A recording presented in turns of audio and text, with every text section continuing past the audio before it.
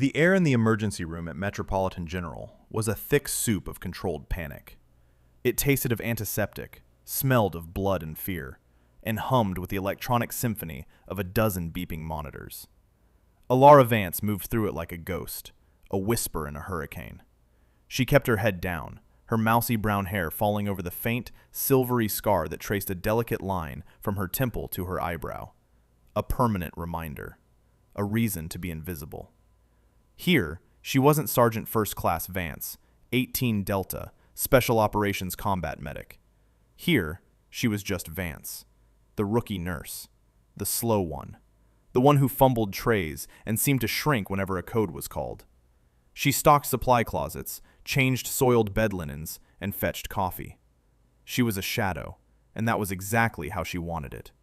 The chaos of the ER was a pale imitation of the chaos she had known, a manageable echo that kept the real memories at bay, most of the time. "Vance, are you deaf or just stupid?" The voice cut through the din like a shard of glass. Alara flinched, her shoulders hunching instinctively. Dr. Adrian Croft stood over the nurse's station, his tailored scrubs doing little to hide the powerful build beneath. He was the chief of emergency medicine, a man sculpted from privilege and arrogance. His surgical skills were legendary, surpassed only by his ego. He held his tablet like a scepter, his handsome face contorted into a familiar sneer of contempt. "I asked for the patient's labs from bed 4. Did the request get lost somewhere in that vacant head of yours?" "No, doctor," Alara murmured, not meeting his eyes. She slid the chart across the counter. "They're right here. I was just about to bring them to you." Croft snatched the tablet, his fingers brushing hers. It was a cold, dismissive touch. He scanned the screen, his lip curling. "You were about to. The story of your career, isn't it, Nurse Vance? Always a step behind. Always about to be competent." A few of the other nurses nearby snickered. They orbited Croft like pilot fish around a shark, eager for the scraps of his approval. Alara felt the familiar heat rise in her cheeks. She focused on a crack in the linoleum floor, tracing its path with her eyes. Don't engage. Don't react. You are a gray rock. You are invisible. Chloe, a young nurse with kind eyes, shot Alara a sympathetic glance before quickly looking away, too intimidated to intervene. Mark, a senior nurse who had been there for 20 years, busied himself with a chart, his back turned to the entire exchange. He knew it was wrong, but Croft held the power to make his life a living hell. Silence was survival. "Look at me when I'm talking to you," Croft commanded, his voice dropping to a low, menacing growl. Slowly, reluctantly, Alara lifted her head. His blue eyes were like ice chips. "I need you to go clean out Trauma Bay 2. Someone made a mess. And since making messes seems to be your only discernible skill, I'm delegating. Now." He didn't wait for a reply. He turned on his heel and strode away, his sycophants trailing in his wake. Alara exhaled a breath she didn't realize she'd been holding. Her hands were trembling slightly. She clenched them into fists, her short, clean nails digging into her palms. The sensation grounded her. This was the price of anonymity. This was the penance for her past. She pushed the humiliation down, burying it deep with all the other ghosts, and headed for Trauma Bay 2. A mop and bucket. That she could handle. That was safe. The relative quiet of the supply closet was a sanctuary. She leaned her forehead against the cool metal of a shelf, taking a deep, steadying breath. The smell of sterile gauze and iodine was clean, simple. A world away from the dust and iron tang of blood in a desert sun. She had run from that world, from the screams and the explosions, from the face of the last man she couldn't save. She had traded her M4 for a stethoscope, her tactical gear for pale blue scrubs. She had thought it would be enough. She had thought she could just disappear. But men like Croft existed everywhere. Bullies who mistook quiet for weakness. Predators who smelled old wounds like blood in the water. She finished her menial task, her movements becoming more fluid and efficient when no one was watching. The muscle memory was still there, buried deep. The economy of motion, the precise way she folded a sheet, the methodical organization of a drawer. These were the habits of a soldier, repurposed for a life she was pretending to live. She was just another face in the crowd, another cog in the machine. And then the radios crackled to life, and the illusion of peace shattered. Mass casualty incident. Multi-vehicle pileup on the interstate. T-bone involving a tanker truck. We have multiple criticals inbound. ETA, 5 minutes. The ER exploded into motion. The controlled chaos became a frantic, high-stakes ballet. Nurses and doctors swarmed, prepping trauma bays, pulling crash carts, shouting for blood types and surgical consults. For a moment, Alara felt the old adrenaline surge, the familiar battlefield instinct to assess, prioritize, and act. She suppressed it ruthlessly. That person was gone. She was Nurse Vance, the slow one.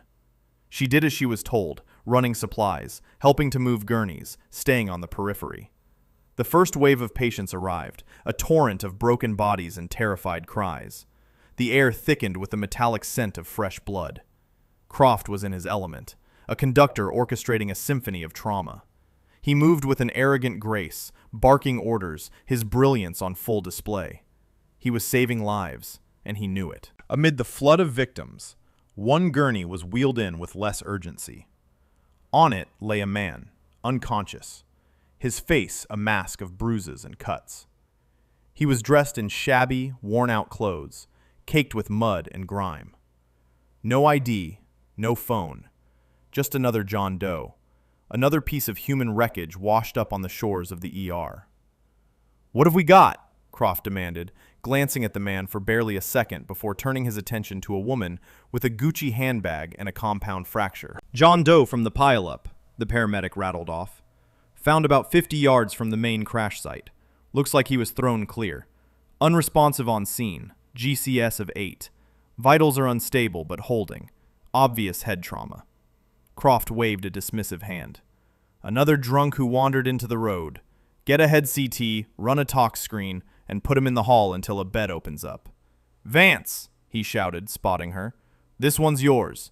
Keep him from dying, if you can manage that." Alara nodded numbly and wheeled the gurney into an overflowing corridor, the designated waiting room for the hospital's least important patients. The man on the gurney was still, his breathing shallow. She looked at his face, past the dirt and the blood. There was something about the hard lines of his jaw, the subtle musculature in his neck. He didn't look like a chronic alcoholic. He looked hard, like he was carved from stone. She began her assessment, her hands moving with a gentleness that belied the urgency she felt. She checked his pupils. They were sluggish, but equal. She started cleaning a deep gash on his forehead, her touch light and professional. As she worked, she noticed things. Small things. The things a man like Croft, in his haste and hubris, would never see. There was a peculiar pattern of bruising on his chest, under his torn shirt. Not the wide, chaotic bruising of a car crash. These were smaller, more defined, almost geometric, the kind of bruises left by a disciplined, repeated impact. Then she saw it. On the side of his neck, almost hidden beneath his jawline, was a tiny puncture mark. It was no bigger than a pinprick, with a faint, angry red ring around it. It wasn't an insect bite, it was a needle mark. A cold dread, sharp and familiar, snaked its way up her spine. She had seen this before. In a dusty village in Kandahar, a friendly local elder found dead in his home. The official cause was a stroke. But Alara, a young medic then, had found the same tiny mark. Her CO had called it a ghost's whisper, the signature of a very specific and very deadly intelligence agency. Her training, the years of intensive, brutal education she had tried so hard to forget, came roaring back. This wasn't a concussion. The sluggish pupils, the fluctuating heart rate, the shallow respirations, the specific bruising from a struggle. It all pointed to one terrifying conclusion. A centrally acting neurotoxin, something sophisticated, designed to mimic the symptoms of a traumatic brain injury, to kill its victims slowly and deniably on a hospital bed. Her heart hammered against her ribs. She looked around the chaotic ER. Croft was busy charming the family of the woman with the Gucci bag. No one was paying any attention to the anonymous man dying in the hallway. He had maybe an hour, maybe less. She strode quickly to the main desk where Croft was holding court. "Dr. Croft," she said, her voice quiet but firm, cutting through his conversation. He turned, his eyes flashing with annoyance. "What is it, Vance? Can't you see I'm with a patient's family?" "It's the John Doe," she insisted, keeping her voice low. "I don't think it's just a TBI. His symptoms are inconsistent. I found a puncture wound on his neck. I think he's been poisoned. Some kind of neurotoxin." Croft stared at her for a beat, his expression shifting from annoyance to incredulous amusement. He let out a short, barking laugh. "Poisoned? Nurse, have you been reading spy novels on your break? He's a homeless drunk who got hit by a car. The only toxin in his system is cheap vodka. Go check his catheter bag and stop wasting my time with your fantasies." The family looked at Alara with pitying condescension. The other nurses smirked. The heat of humiliation was a physical force, pressing in on her. "Doctor, with all due respect," she pushed, her voice gaining an edge she hadn't used in years. "His bruising isn't consistent with the accident, and the puncture wound—" "Enough!" Croft's voice was a whip crack. "You are a rookie nurse. You are not a diagnostician. You are not a toxicologist. You are a glorified bed changer who is one mistake away from being unemployed. Now get back to your patient and follow my orders. Prep him for discharge to the city shelter as soon as he's conscious. We need the gurney." He turned his back on her, dismissing her as easily as swatting a fly. The order was clear. The line had been drawn. Let him die. Alara stood frozen for a moment, the roar of the ER fading into a distant buzz.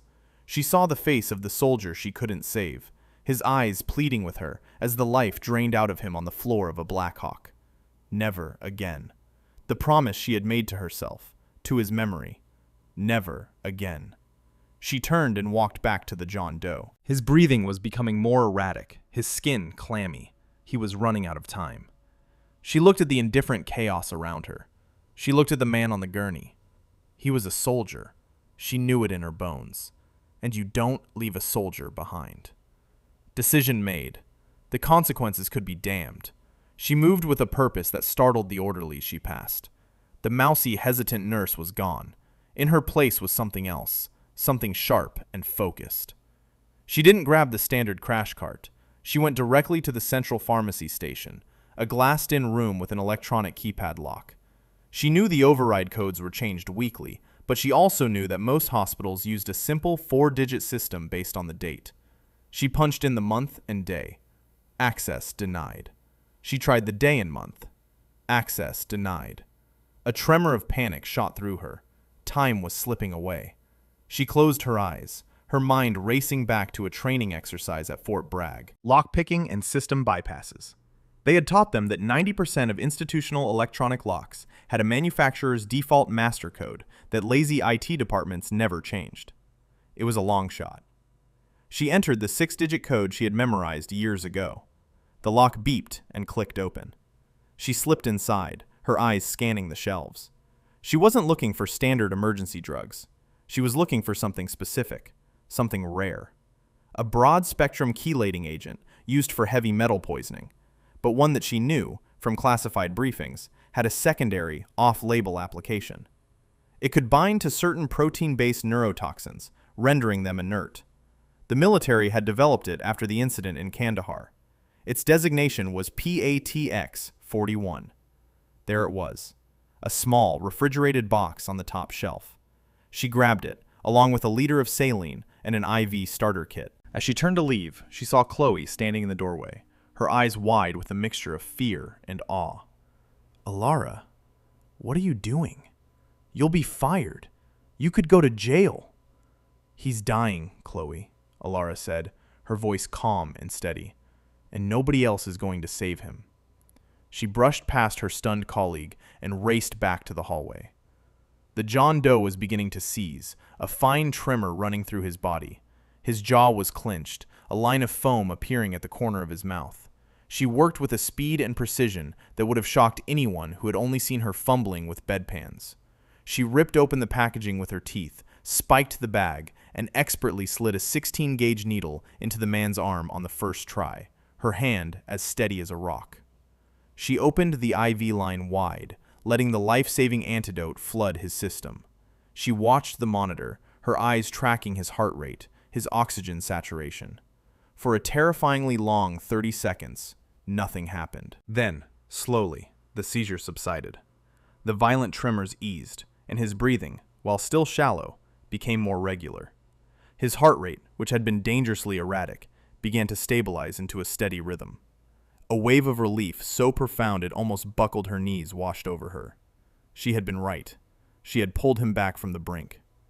"What in God's name do you think you're doing?" Alara spun around. Dr. Croft stood there, his face a thunderous mask of pure fury. Behind him were two burly hospital security guards. He must have seen her on a security camera. "I told you to leave him alone!" he roared, his voice echoing in the corridor. "You administered an unauthorized medication to my patient. That is assault. You could have killed him." "He was dying," Alara said, her voice ringing with a newfound strength. "He was having a neurotoxic seizure. I saved his life." "You did what I told you not to do." Croft stepped toward her, his finger jabbing at her face. "You are a reckless, insubordinate, dangerous amateur. Security, get her out of here. She's fired. Escort her off the premises immediately, and call the police. I'm pressing charges." The two guards moved in, grabbing her arms. Alara didn't resist. She looked past Croft, at the man on the gurney. His eyes were fluttering open. For a brief second, his gaze met hers. There was confusion there, but also something else. A flicker of recognition.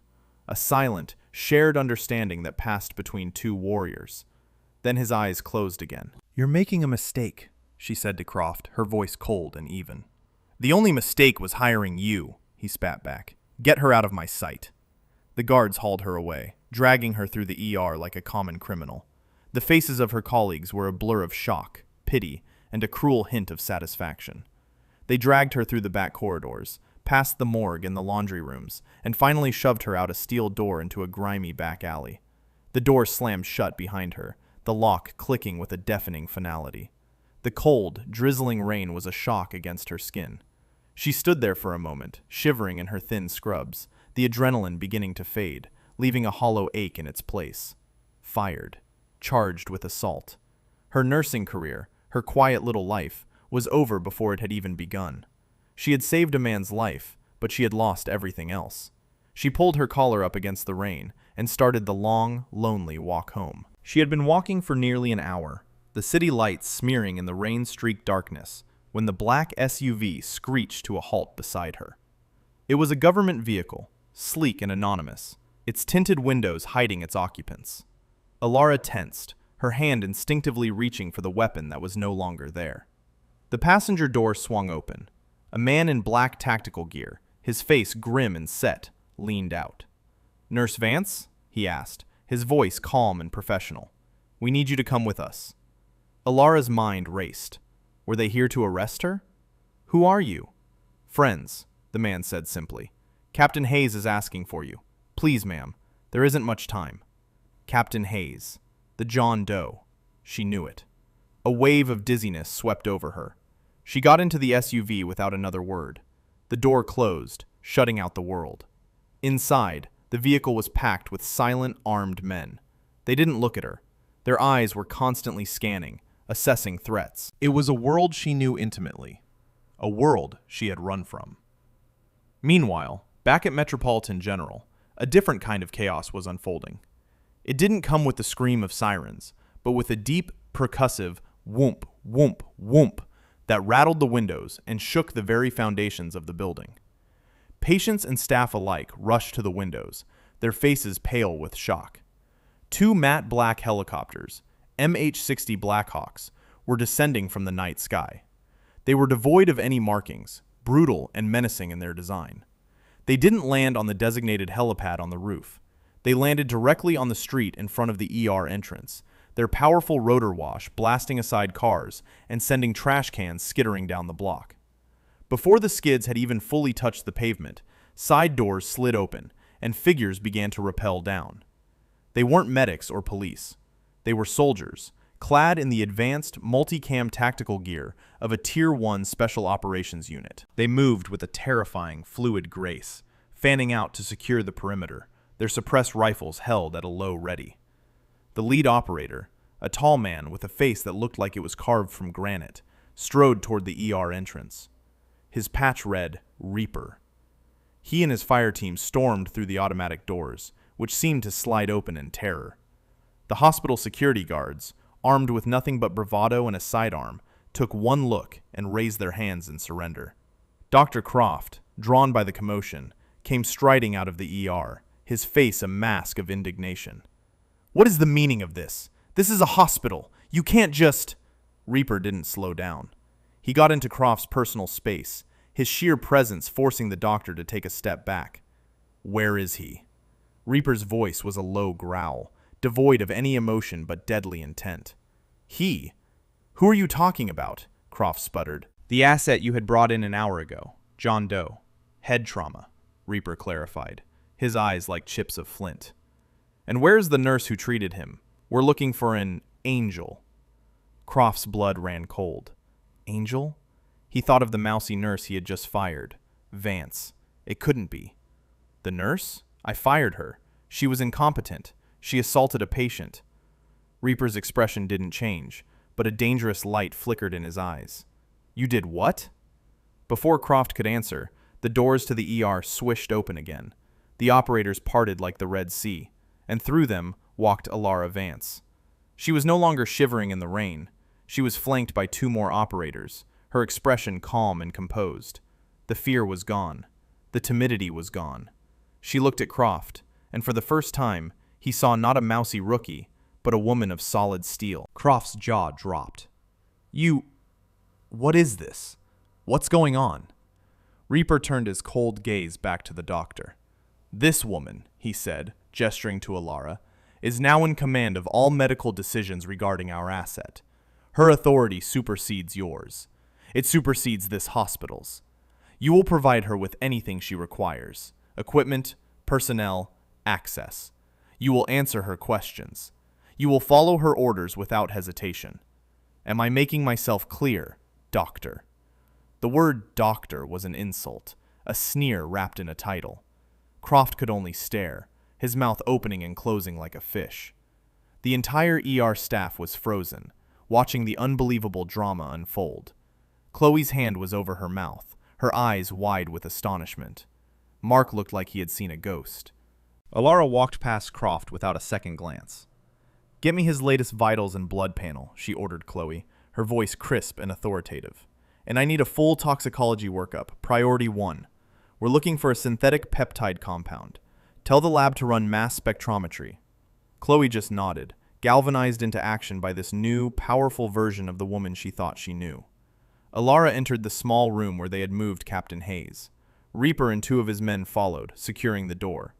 Hayes was awake now, his eyes clear, though he was obviously still weak. "Ma'am," he said, his voice raspy, "they told me what you did. Thank you." "Rest, Captain," Alara said, her hands already at work, checking his IV line, monitoring his vitals. "We'll get you out of here." Reaper, whose real name was Master Sergeant Thorne, stepped forward. "Alara, we have a problem. A big one." He held up a small, encrypted tablet. Hayes wasn't just on a mission. He was the mission. He was deep undercover with a splinter cell, a group of ex-Special Forces mercs selling advanced weapons tech. He acquired the proof. A data drive with transaction records, buyers, everything. It's what they're after. "Where is it?" Alara asked, not looking up from her work. Hayes coughed. "It's not on me. It's in me. Microdrive. Surgically implanted." Thorne nodded grimly. The neurotoxin wasn't just to kill him. It was to incapacitate him so they could retrieve the drive without a fuss. When he escaped, they activated their backup plan. They have assets everywhere. As if on cue, the hospital's fire alarms began to shriek. A calm, automated voice echoed from the speakers. "Code Red. A gas leak has been detected in the East Wing. Please evacuate immediately. This is not a drill." Alara and Thorne exchanged a look. There was no gas leak. It was a diversion. "They're here," Thorne said, his hand going to his sidearm. "They're clearing the field." He spoke into his wristcom. "All call signs. This is Reaper. We are compromised. Hostile action imminent. Lock down this floor. Code Black." Outside the room, the ER was devolving into panicked chaos as staff tried to evacuate patients. It was the perfect cover. Through the throng, two men dressed in hospital maintenance uniforms moved with unnatural calm. They weren't pushing carts or helping patients. They were moving toward Captain Hayes' room, their hands concealed inside their tool bags. The two Delta operators stationed outside the door saw them coming. They saw the subtle bulge of body armor under the gray uniforms. "Hostiles!" one of them yelled, raising his rifle. The maintenance men dropped their bags and drew suppressed pistols. The hallway erupted in a series of sharp, muffled foot sounds. The Delta operators returned fire, their unsuppressed rifles roaring in the confined space, the sound deafening. Patients screamed, glass shattered. Inside the room, Thorne had his weapon drawn, his body positioned between the door and Hayes' bed. "We have to move, now!" One of the assassins, using the chaos, managed to slip past the firefight in the hall. He kicked open the door to Hayes' room, his pistol raised. Thorne was already moving to engage him, but the man was fast. He fired 2 shots, forcing Thorne to dive for cover. The assassin now had a clear line of sight to Hayes, helpless on the bed. He leveled his weapon. He never fired. From the side of the room, a steel tray, thrown with incredible force and precision, slammed into the side of his head. It wasn't a lethal blow, but it was stunningly effective. The assassin staggered, his aim thrown off. In that split second of disorientation, Alara moved. The clumsy nurse was a memory. This was a predator. She closed the distance in 2 steps, her body low. Her left hand shot out, grabbing the wrist of his gun hand, twisting it at an unnatural angle with a sickening crack of bone. The pistol clattered to the floor. Her right hand, fingers rigid in a knife hand strike, slammed into his throat. He gagged, dropping to his knees, clawing at his crushed larynx. Before he could recover, she drove her knee into his face. There was a wet crunch of breaking cartilage, and he collapsed, unconscious and bleeding on the floor. It was over in less than 3 seconds. Brutal, efficient, silent. Thorne stared, his rifle still aimed at the door. He lowered it slowly, looking from the neutralized assassin to Alara, who was breathing calmly, her expression a mask of cold focus. "Get him on his feet," she commanded, her voice the voice of a field commander. "We're leaving." Thorne just nodded, a newfound respect dawning in his eyes. He now understood why they called her the Angel. It wasn't because she was gentle. It was because she decided who lived and who died. They fought their way out. The hospital had become a war zone. The mercenary team was professional, using the evacuating civilians as cover, but they were not prepared for the full, violent fury of a cornered Delta Force squad fighting to protect one of their own, led by a medic who moved like a ghost and fought like a demon. They made it to the rear exit, the same one Alara had been thrown out of just hours before. A black, up-armored van screeched to a stop. They bundled the still weak Hayes inside, Alara never leaving his side, monitoring his vitals even as gunfire stitched across the van's armored plating. "Where are we going?" she yelled to Thorne over the roar of the engine. "Off the grid," he yelled back. "We have a fallback site, an old warehouse in the industrial district. They won't find us there." But Alara knew better. These weren't common thugs. They were professionals. They would have tracking protocols, surveillance assets, and they had an inside man, Dr. Croft. He knew the city. He could guess where they might go. The warehouse wasn't a sanctuary. It was a kill box. The warehouse was vast and cold, smelling of rust and decay. High, grime-coated windows let in slivers of moonlight, illuminating dancing dust motes. Thorne's team fanned out, setting up defensive positions, their movements economical and practiced. They were outnumbered, outgunned, and deep in enemy territory. Alara established a makeshift infirmary in a small, windowless office, laying Hayes down on a dusty old desk. She improvised, using strips of a clean t-shirt for bandages and a bottle of cheap whiskey from an operator's go bag to sterilize her instruments. "How are you doing, Captain?" she asked, her voice soft again, the medic replacing the warrior. Hayes managed a weak grin. "Been better. Been worse. Yvonne. My friends call me Yvonne." "Alara," she replied, "you need to rest. Let the antidote work." "That move back at the hospital," he said, his eyes searching hers. "The tray, the takedown, that wasn't in any nursing school curriculum." Alara paused, her hands stilling for a moment. She looked at the scar on her arm, a jagged line from a stray piece of shrapnel. "I had a previous career." Before he could ask more, Thorne burst into the office.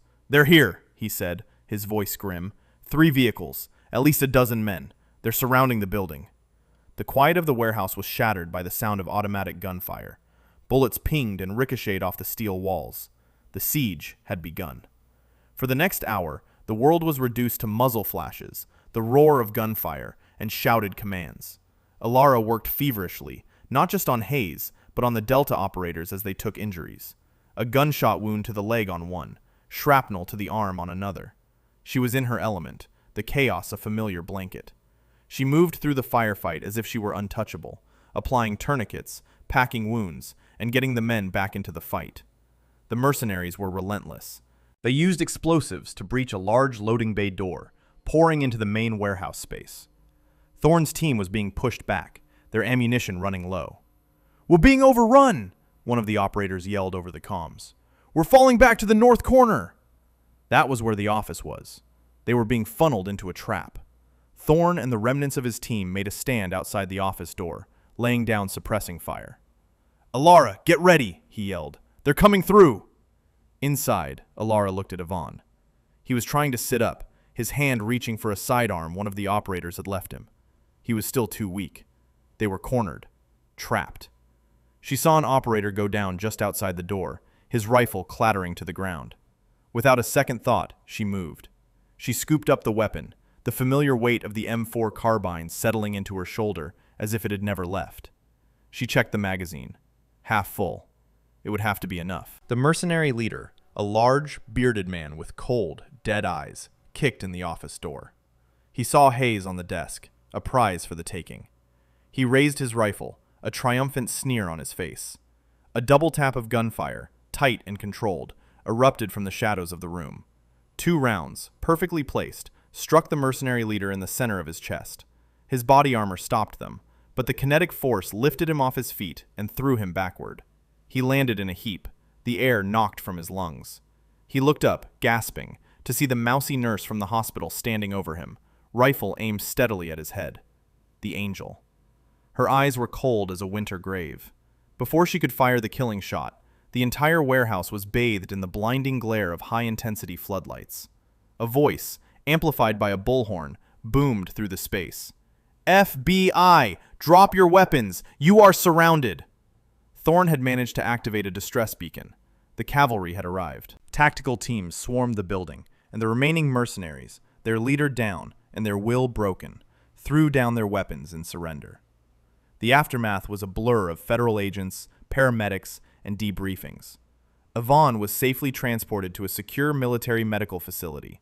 Alara, Thorne, and his team were taken to a local FBI field office. The immediate threat was over, but the battle was not.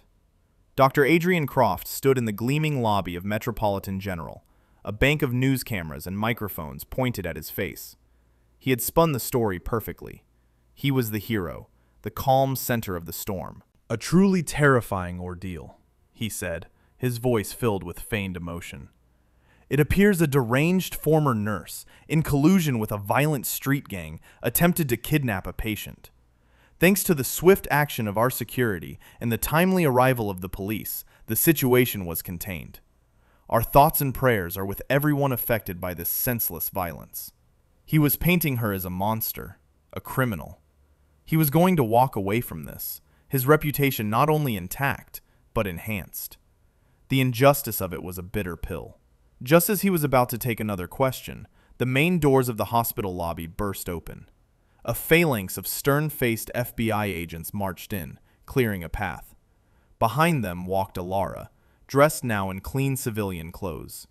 Beside her was Master Sergeant Thorne, and flanking them was a man who radiated authority from every pore. He wore the crisp uniform of a 3-star general in the United States Army. The reporters turned as one, their cameras swiveling to capture the new arrivals.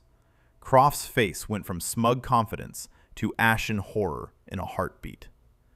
The general strode directly to the podium, ignoring the shouted questions. He stood next to Croft, but he didn't look at him.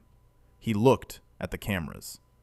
"My name is General Marcus Thorne," he said, his voice a low rumble that commanded instant silence. "And I'm here to set the record straight." He turned his piercing gaze on Croft. Dr. Adrian Croft. Croft flinched as if struck. "You are under arrest for conspiracy to commit murder, and for aiding and abetting enemies of the United States of America. A collective gasp went through the lobby. Croft started to bluster. "This is insane! I'm a doctor! I'm the victim here! You have no proof!" An FBI agent stepped forward and held up a smartphone. He pressed play. Croft's voice, slick and venomous, filled the lobby. "Yes, the asset is here. John Doe. Unconscious. I'll create a diversion. You'll have a clear window. Just make sure the payment clears." The recording of his call to the mercenaries. The color drained completely from Croft's face. He began to tremble, his carefully constructed world crumbling around him. I can explain," he stammered. "They forced me." "Save it," the general said with utter contempt. Two agents stepped forward, pulling Croft's hands behind his back and cuffing him. "No!" he shrieked, the last vestiges of his dignity gone. "You can't do this to me. I am chief of surgery. I am a Croft." He wept, a pathetic, broken man, as they dragged him away through the crowd of his stunned colleagues and the flashing cameras that would broadcast his downfall to the world. The general turned back to the podium. He gestured for Alara to join him. She stepped forward, her back straight, her head held high. "This is the woman Dr. Croft called a deranged nurse," the general announced, his voice ringing with pride. "This is Sergeant First Class Alara Vance, United States Army Special Forces. She is a Special Operations Combat Medic, an 18 Delta. She is the recipient of the Silver Star for Valor, the Bronze Star, and 2 Purple Hearts. She is a hero who has saved countless American lives on the battlefield." He looked out at the hospital staff, at Chloe, who was openly crying with relief, at Mark, who was staring in shame and awe. Today, she saved another one. She ran into the fire when everyone else was running out. She is the finest example of a soldier and a healer I have ever known. A single person began to clap, then another. Within seconds, the entire lobby was filled with a thunderous ovation. It was for her, for the quiet, mousy nurse they had ignored and ridiculed. Alara felt a tear trace a path down her cheek, but for the first time in a long time, it wasn't a tear of pain or regret. It was a tear of release. Later, in a quiet, sterile conference room, General Thorne, Master Sergeant Thorne's older brother, it turned out, sat across from Alara. A fully recovered and smiling Captain Evan Hayes sat beside him. "SFC Vance," the general began formally, then softened. "Alara, what you did was extraordinary. You left the service to find peace after the ambush in Ramadi. I read the file. It wasn't your fault. You did everything you could." Alara nodded, finally able to accept it. "I know that now." "The Army doesn't want to lose you," the general continued. "We can't afford to. I'm not asking you to go back into the field. I have another offer. I want you to be the new lead instructor for the 18 Delta program at the Special Warfare Medical Group at Fort Bragg.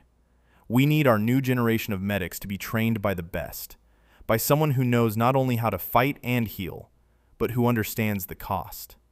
We need someone with your courage, your skill, and your heart."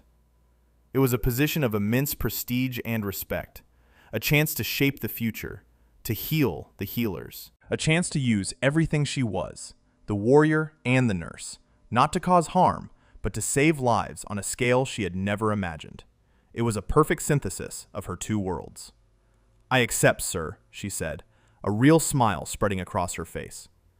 She walked out of the hospital for the last time, the building no longer a place of shame and hiding, but the site of her rebirth. Yvonne Hayes was waiting for her by the entrance, standing on his own 2 feet, a testament to her skill. "Heard you're coming to Bragg, Sergeant," he said, his eyes crinkling at the corners. "I am, Captain," she replied. "Good," he said, falling into step beside her as they walked out into the bright, clean afternoon. The place could use a hero. She looked at him, then at the open sky ahead. For the first time in years, she felt free. The ghosts were quiet. The scar on her temple no longer felt like a brand of failure, but a badge of survival. She was no longer hiding. She was Alara Vance, and she was finally home. We really hope you enjoyed this educational piece of content, and hope that you could understand the moral lessons behind it. The story of Alara Vance teaches us some very important things. It shows us that you should never judge a book by its cover. People who seem quiet or weak on the outside might possess incredible strength and courage on the inside. True character is revealed not in ordinary times, but in moments of crisis. It also teaches us that doing the right thing often requires great personal sacrifice. Alara risked her job, her freedom, and her quiet life to save a stranger, because her integrity and her training demanded it. In the end, her bravery was rewarded. This shows that true strength is not about status or power, like Dr. Croft had, but about character and doing what is right, even when it's hard. Doing the right thing always pays off in the end. What would you have done if you were in Alara's situation? Would you have followed the arrogant doctor's orders, or would you have risked everything to save a patient's life? Let me know in the comments below. And if you enjoyed this story, please smash that like button, subscribe, and hit the notification bell so you never miss an upload.